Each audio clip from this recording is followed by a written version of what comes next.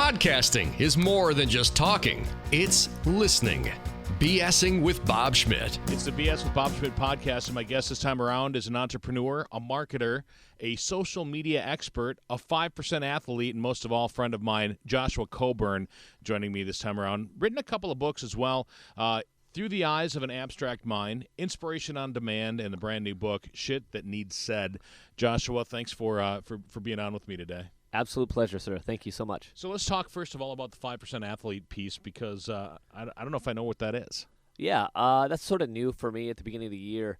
I was approached by some representatives from 5% Nutrition who are basically a huge fitness supplement company and lifestyle brand that revolves around being a 5%er. Which means what? 5%ers are the individuals in this life who are willing to do whatever it takes to reach goals, reach their dreams. So 5% of the population basically are willing to do that. So if you're a 5%er, that's what that means. All right, I'm one of the 95%, unfortunately. Oh, no, you can change that.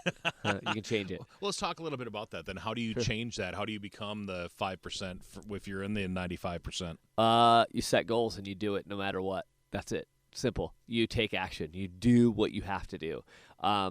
Like for me, my goals are travel, and like let's talk about that. Usually people let fear get in their way or let others' statements or judgments kind of get in their way.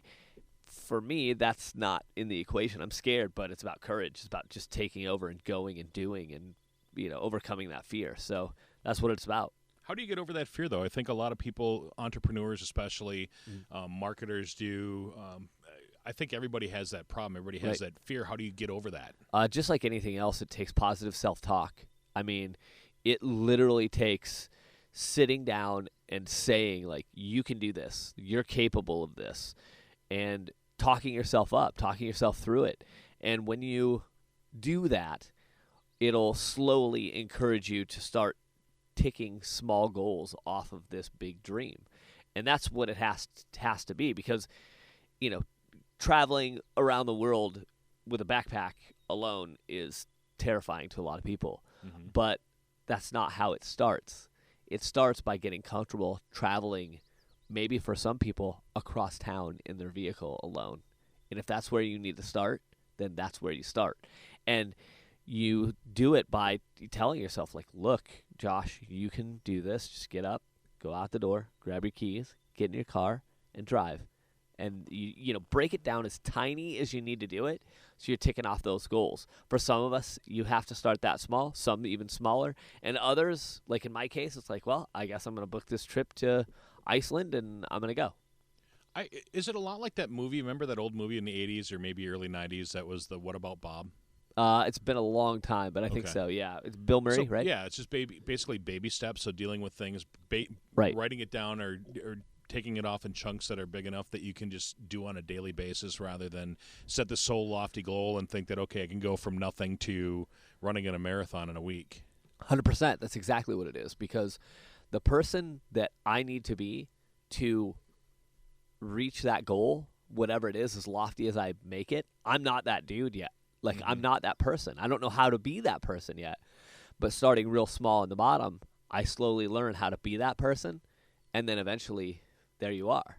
So when did you start this quest to be that 5%er? It's funny. I mean, I didn't really even think about being a 5%er or know that I was a 5%er. I was just a dude that goes out and kicks ass and, strikes goals off my list because I'm not here long, and I want to make sure that I pack my life as full as possible. The fact that I'm nearing 40 and still alive, still doing things, is like a crazy miracle to me. You're young though, right? Nearing 40. But when I remember when my mom turned 40, and I thought that she was old. Right. Yeah. Absolutely. And then when I turned 40, I'm like, and now it's funny. I've got friends in their 20s, and I've got friends in their 70s. Sure. Same.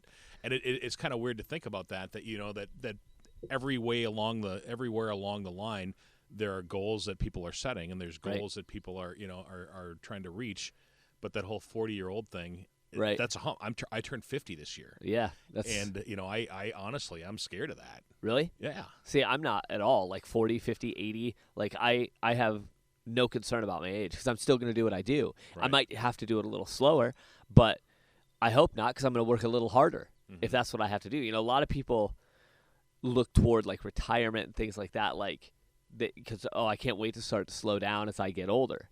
I'm the opposite. I want to work harder. I want to do bigger. I want to be better, and that comes from just being able to really knock out, you know, these loftier and loftier goals. And you know, whether it's financial or travel or whatever, it's just you know, once you it's just like a bank account. You know, you start with $1 investment, and eventually you end up with millions that are turning over on themselves. And that's exactly what kind of interest I'm trying to put into my life. So to go back to your original question of when did you start this quest? To be honest, I've always had it in me. I've always done things different. I've always been different.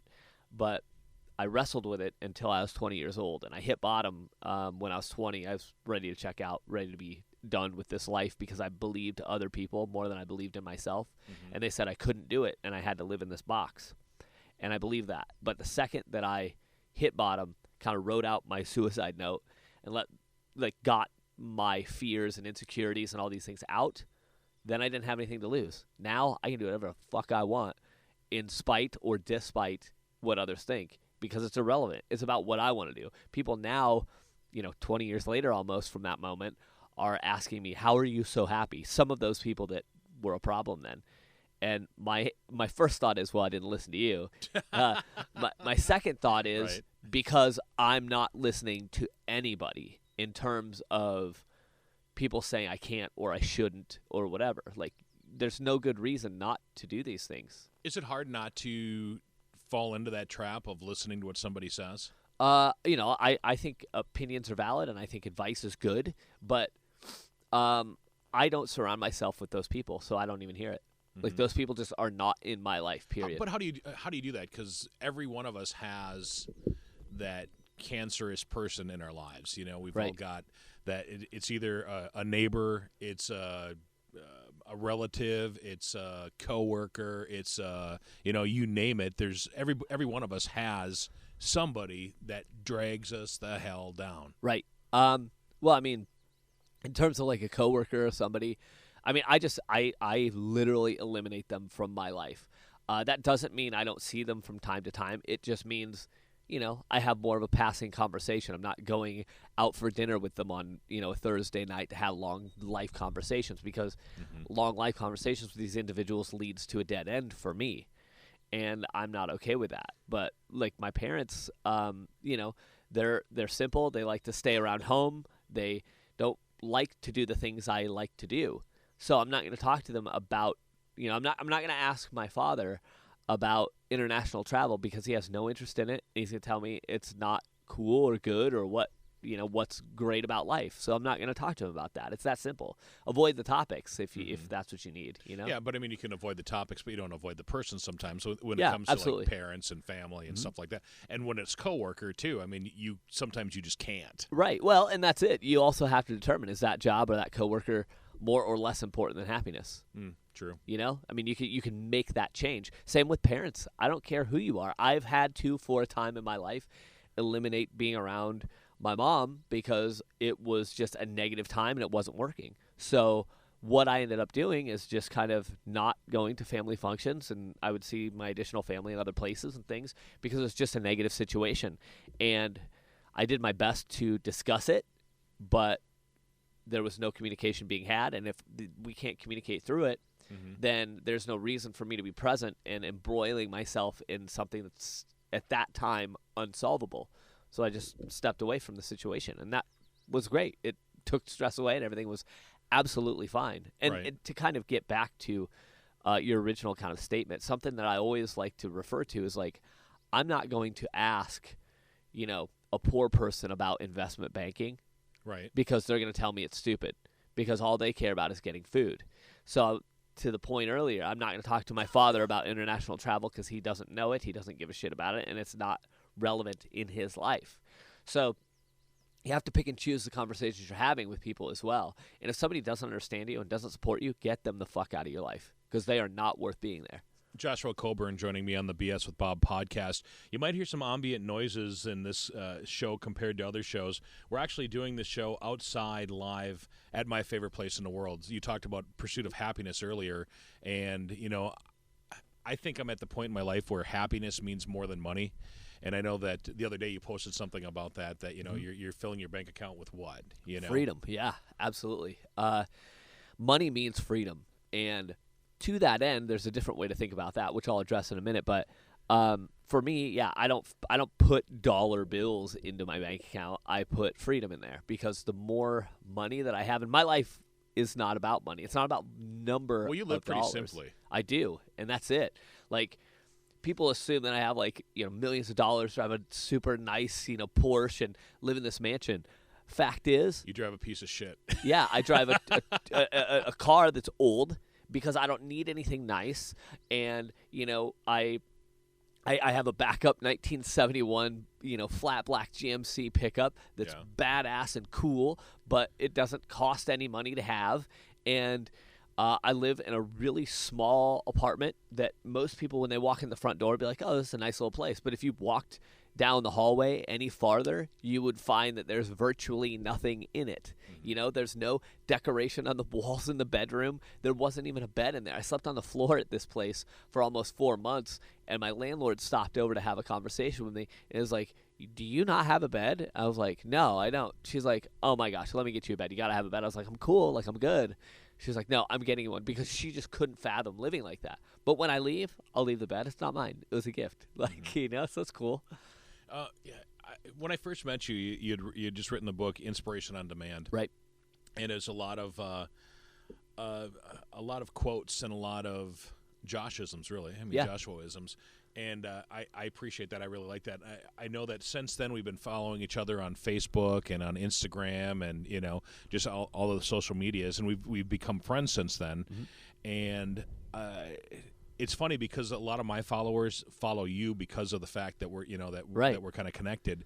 And I had the chance to the other day see some of these people that follow you, meet you, and actually break down.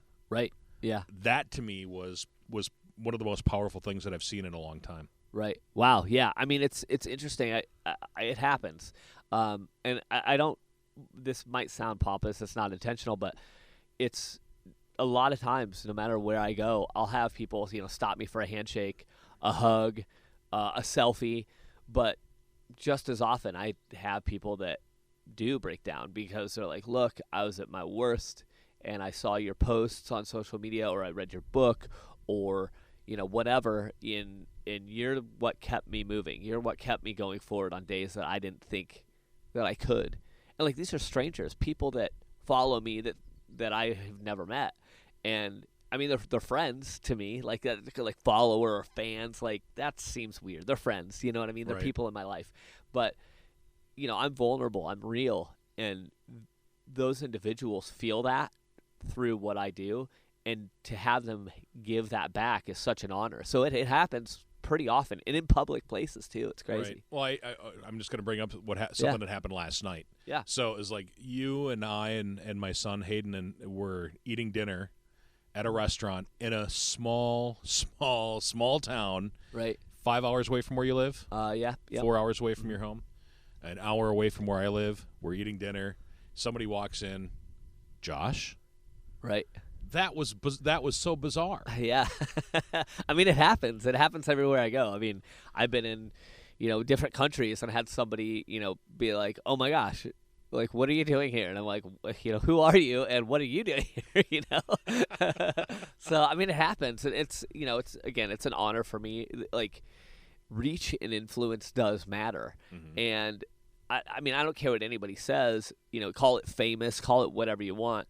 But influence makes a difference. And I mean influence in terms of, like, and you can have influence on your friends, your family, your 5 people you surround yourself with, whatever, work. But influence, if you're able to have it, and we all do to some degree, but if your words and presence hold weight of any kind and you can leverage that, absolutely leverage it, because you can make a really negative impact, but you could also leverage it for good and make a really positive impact. And that's what I try to do.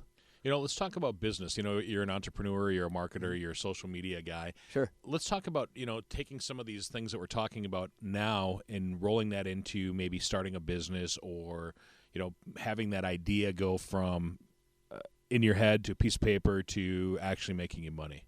Sure. How do you do that? I mean, it's we could do a few hours on that alone, but for me, it's very simply taking action first and foremost.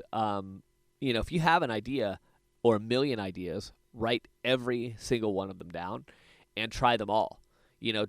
An entrepreneur isn't someone who's successful. An entrepreneur is someone who did it as many times as it took to make something work. That, to me, is what it is. Is that a serial entrepreneur? I think everybody is. Yeah. See, my understanding of an entrepreneur is, somebody that has those ideas and keeps working with them and keeps rolling with them. Mm-hmm. And I hear a lot of people call themselves serial entrepreneurs. Is that just that times 100? It might be, yeah. Because, if you have X successful business and you've used a specific formula that makes that work, and it becomes then passive income, which would be the goal, what would be the reason to not do that a second time for more passive income, right? Mm-hmm. Or a third time or a fifth time or 100th time. If you could have a million businesses piling freedom into your bank account, why would you not? Granted, there's additional stressors and things like that, and if why would you not is stress is the not, then you can stop that anytime. So, yeah, that could be a serial entrepreneur if you want to focus on one thing and it helps you live comfortably and allows you the freedom that you want, the amount of freedom you're looking for. That's fine.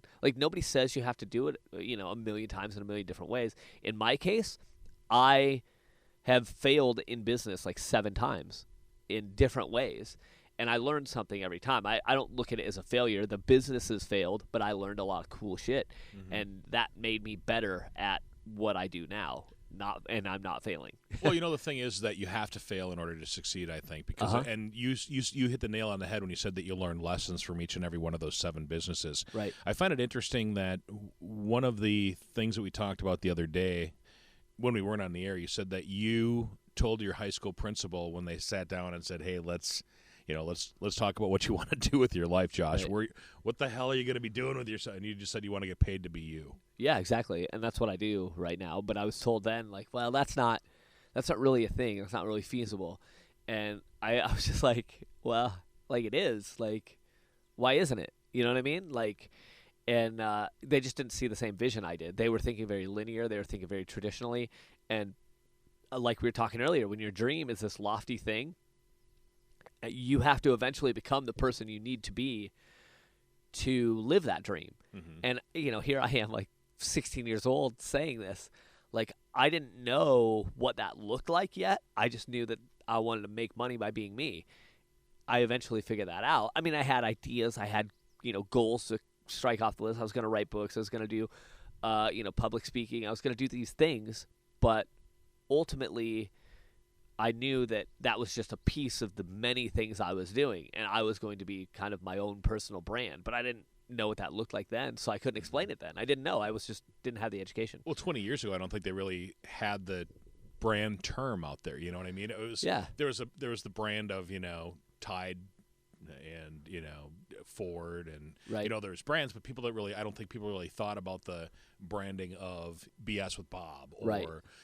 That type of branding. I think it was more product more so than individuality. I'll agree with that to some degree because let's go back and talk about a guy like Burt Reynolds. He was an actor, but he also, after Smokey and the Bandit, also appeared in a few car ads. I think if memory serves me, I think I remember seeing him in some car ads and stuff because now he's related to these certain things, and he was a man. So Burt Reynolds, the human being, now had endorsements, or Michael Jordan, or Bo Jackson, because right. now he was in multiple sports. Right. So even in the 80s, it existed, but it was kind of only reserved for these certain people, right? The elite or whatever. So in small town Iowa, looking at a kid who's 15, who's naive and doesn't know much about the world beyond books and National Geographic magazine, stating that this is what he is going to do. I'm sure it sounded absurd to an adult who was very in a box. That's okay. But that's what worked for me, and it's still working. Social media wasn't a thing up until probably 10 years ago, and maybe even more so 5 years ago, where people started using it more regularly. How does somebody go from small-town Iowa to 25,000 plus people on Instagram and maxed out on Facebook, and how do you do that? Time and discipline. I think people look at like the word opportunity. I think is something that people are out looking for, but it's created. We create opportunity just like we create happiness, like we create confidence, like we create courage. All those things are our responsibility to create anywhere we are. And any city, small town, country, I don't care. It's our job as the individual to create those things. And is it about creating, or is it about taking the opportunities that are given to you? Because there's a lot of times where there's opportunity there that you didn't have to create, that it was just happened to be Absolutely. there, and noticing it first of all, and then grasping it secondly. Yeah, always. I mean, I think we create opportunity, and I think we create opportunity by working for it. So like when something is presented, if it fits kind of your path, you have to choose to take it. If you're scared of it or think I'm not good enough and avoid it, that's a lost opportunity that you still created. And I don't believe opportunities come to people that sit on their couch and smoke weed 24 hours a day and do nothing. Now, if that's the life you're looking for and you're happy with it, cool. But that's not the life I'm looking for, and that's not part of my goal set. So if I'm going to have opportunities hopefully come to me, it's going to be through hard work and discipline to make people recognize, oh, this guy's worthy of my passing along this opportunity. Can anybody do that? Absolutely.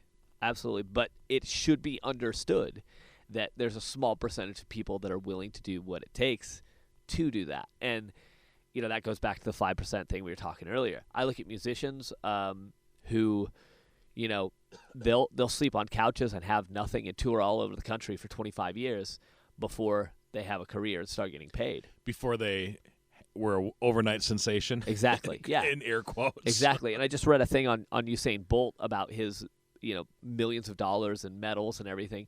And he ran for 20 seconds or something like that, but he trained for 20 years, maybe he literally worked to achieve that in 2 minutes, right? Right. But he worked for 20 plus years for those 2 minutes to make his whole life make sense to the rest of the world. But leading up to that, people are like, why are you training all this stuff? It's not worth it. You've been doing it for 15 years. And he's like, no, I'm going to get it. 5 more years, 10 more years, whatever it takes, I'm going to get it. And he is doing it. And then he did it. But a lot of people would have given up in 2 years, 5 years, 15 years, not 20 years.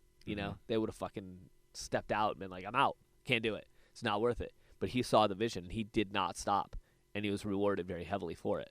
See, that's a great story. I wouldn't have even thought about that. You're spending all this time building the foundation in order to do the one thing that lasts 2 minutes. Right. It's I'll go back to music. Think of a band who's been writing and writing and writing and writing and playing to 5 people in shitty dive bars all over the world, and then suddenly they have a huge hit on their hands on YouTube or radio or whatever, and now their 10 self-funded albums are suddenly worth money when they were sitting in crates in storage for years and worth nothing.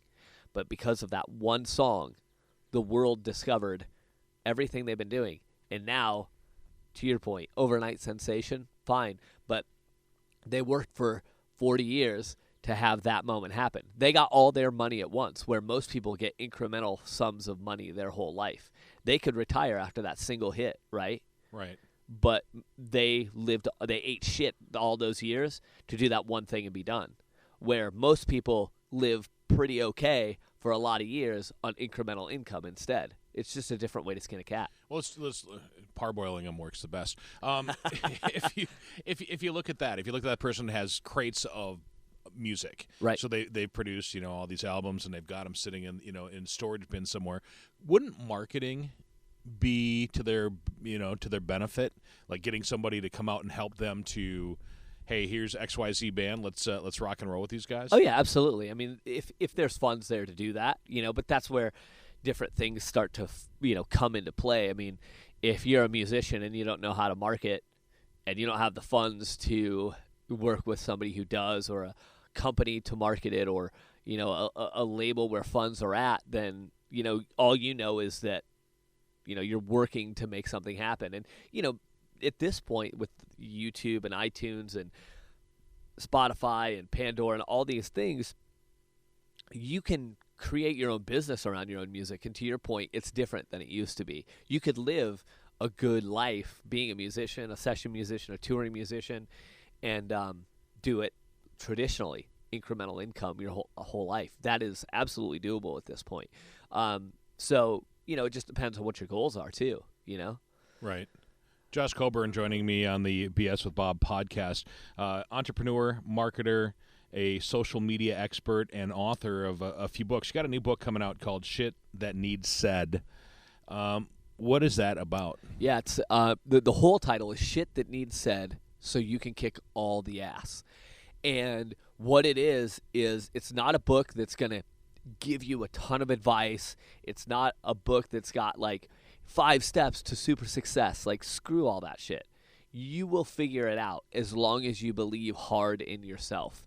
And I feel like there's a lot of stuff, or a lot of people out there that are discouraging. I mean, we see it. We see negative things on TV if you choose to watch it, on social media, whatever. This book is there to encourage. It's there to tell you exactly how it is and remind you that you are fucking capable of kicking all the ass every day, even when you don't think so. And that's basically what's within is kind of, and it's kind of a combination of words and art. So it's a little bit different than most books are, but it's about opening it up when you need a kind of a kick to the nuts or a punch to the face. Be like, damn, okay, I'm ready. I'm on fire. My soul's lit back up. Let's go friggin' do this. That's what the book's for. The words, obviously written by you. The art, done by you as well? Nope. The art, and myself and my graphic artist friend Chad Whitrock worked together on this kind of collaboration.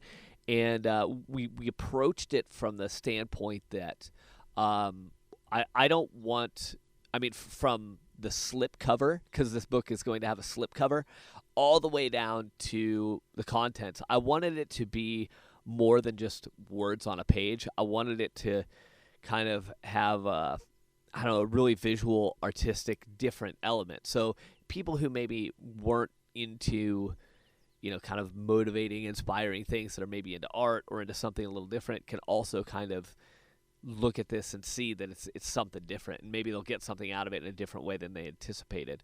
But I just wanted it to kind of hit people in a different way. I didn't want it to be typical, because I'm not typical. So that's what no way. Yeah, right? Who would have thought? So that's what it was about. It was about really kind of, and again, I think when somebody says, oh, I'm going to write a book, people are like, cover, front cover, back cover with words on it. And inside is a book with pages with words. Like, that's what people think.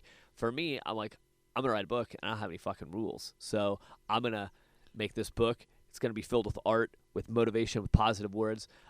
It's going to look this way. It's going to have a slip cover, because I want some really cool art, but I want it to look really traditional too. So, like, it's all these things, and nobody does that shit. So we're doing it. I thought maybe I don't follow rules. I actually finished with the ending, and then we were running it backwards or something, which would like be that. Cool. Next time, and I'll call that book Perspective. Shit That Needs Said. Shit That Needs Said, so you can kick all the ass. Give me like an example of one of the lessons in the book. You know what? Let me get into my phone real quick here, and I'll actually just read it to you. Because we're just wrapping it up, getting it ready for print. So, well, I know that when you talked the other day, you mentioned that you're going to be rolling it out a different way than you have in other books. Yep. I mean, this one's not going to be brought out at all on the big people. I mean, it's basically going to be done through JoshuaCoburn.com. Yep, it's all going to be independent. We're just going to hammer it out that way. We're going to do limited runs with different color schemes on the slip covers and stuff like that, so it'll become collectible as well long term. Mm-hmm. And to be honest, I just kind of wanted to make it special. I want to touch every one of these that go out. It might, because I travel a lot, it might take a little longer for something to go out instead of going out, Amazon style where it's like within 24 hours, which if I'm around, I'll do it. But if I'm traveling for a week, you might have to wait 7 days. Mm-hmm. But I will touch it. I will sign it. I will pack that thing for you, and I'll get it to you. And that's kind of the DIY punk rock guy in me that really wants to do that, because this is built from the heart. It's real, and it's emotional, and I want people to feel it all the way down to me touching every one of these and getting them in their hands. Well, I heard a rumor. Well, actually, it wasn't a rumor. It's something I heard you say to me when we were doing my radio show the other day. Yeah. You said that you may even hand deliver a book or two. Yeah, my hope is to give we haven't gotten quite there yet, but what I might do is offer up different packages for this. So then, maybe people order up a book and it's signed by me and signed, which you can get for X number of dollars, right? And then you can get a book that's maybe signed by myself and Chad, since we collaborated, or you can get a book signed by me, Chad, and get a poster with the artwork for this. And maybe one of the options will be, you can hit the gym with me. I'll hand deliver the book and you'll hit the gym with me, or I'll hand deliver it anywhere in the lower 48, and then we'll go to dinner and you can ask me anything you want, and for X number of dollars. And I mean, it might be a little expensive, but if somebody really wants that, why not?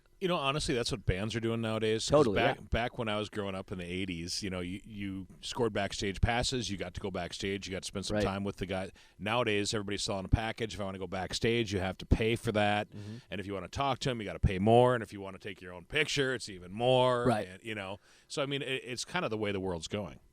It is, absolutely. And part of me feels a little weird about it, because if you see me, out and about, stop me, let's take a photo, I'll sign your crap, whatever you want to do, I'm cool with that. But if you want special one-on-one time, my time is valuable, and if I'm going to literally go get on a plane and come to you and hand deliver this and sit down at dinner with you, you're important. Don't ever think you're not.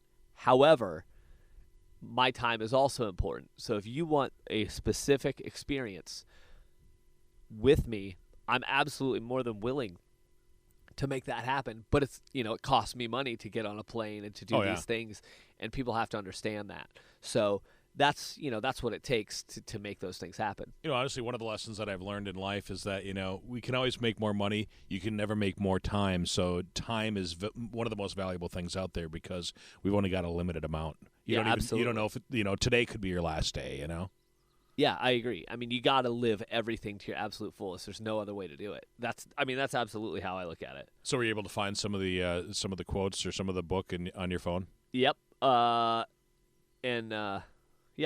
I got one right here. It's a short one, and it cracks me up, because this will give people insight, if the title hasn't enough already, to show the difference between your inspiration on demand, which is important. Because of what it is, because inspiration on demand being a book filled with quotes which help encourage and stuff, just like this does, and you can get it when you want it.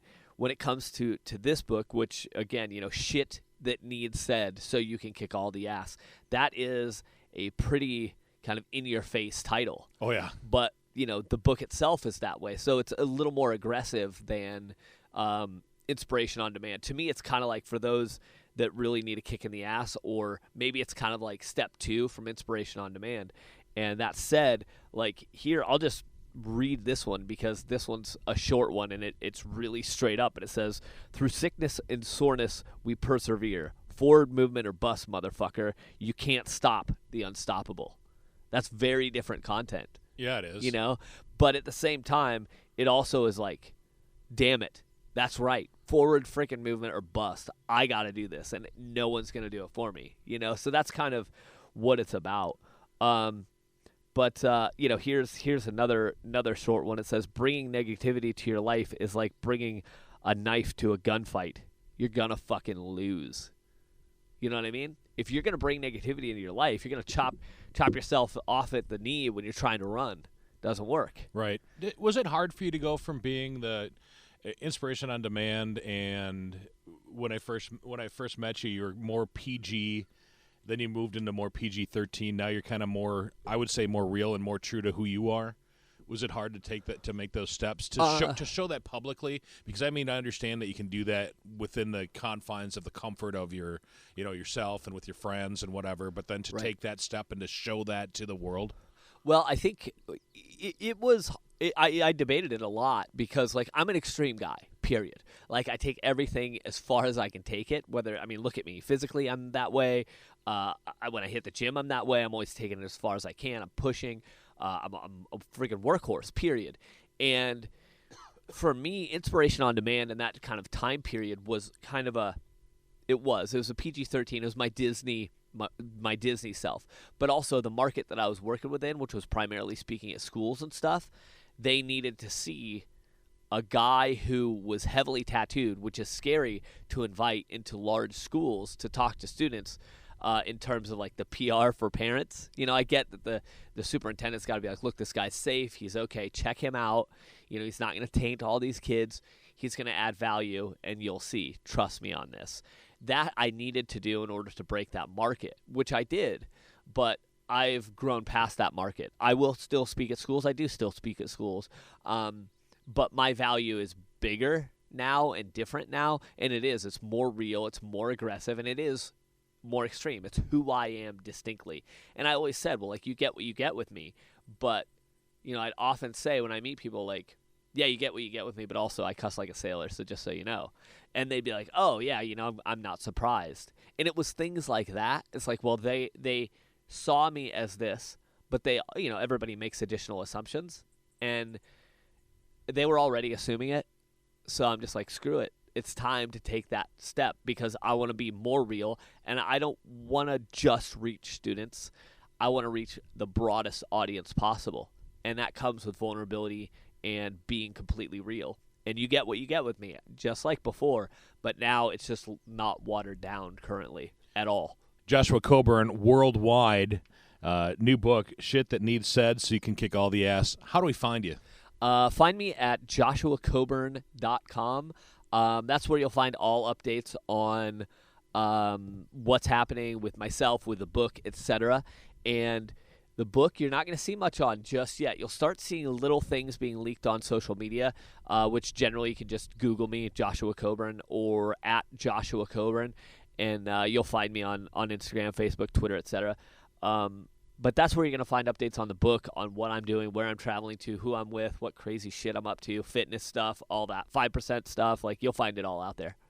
Honestly, this is the first one of the, I'm going to call it in air quotes live, because we're live on location. We're at a cabin sitting on a picnic table doing this podcast. I'd like to do more of these. Yeah, it's awesome. Being in this environment, listening and just looking around at the big sky and the trees and chilling out here and the birds chirping, it's much better than being confined to a studio. Not that studios are bad, but it's much more freeing. It allows you to relax a bit more. Kicking all the ass with my buddy Joshua Coburn. Yeah, absolutely. Thank you so much. The BSing with Bob Schmidt podcast is brought to you by Orange Computer. Find them online at orangecomputerlax.com. This has been another podcastforhire.com production.